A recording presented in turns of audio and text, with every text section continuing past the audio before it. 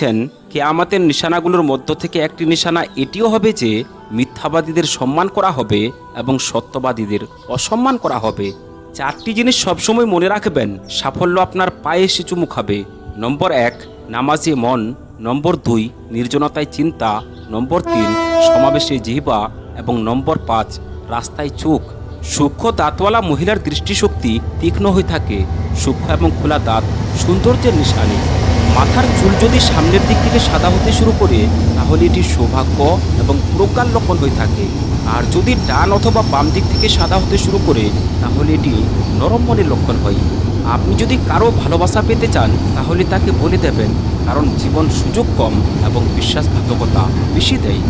বসে বসে কারো সাথে হাত মেলানো উচিত নয়, কারণ এটি তাকাব্বুর এবং অহংকারের লক্ষণ বলে মনে করা হয়। বুদ্ধিমান মানুষের একটি লক্ষণ হলো তারা কোনো কিছু নিয়ে ভাবতে ভাবতে নখ কামড়ায়।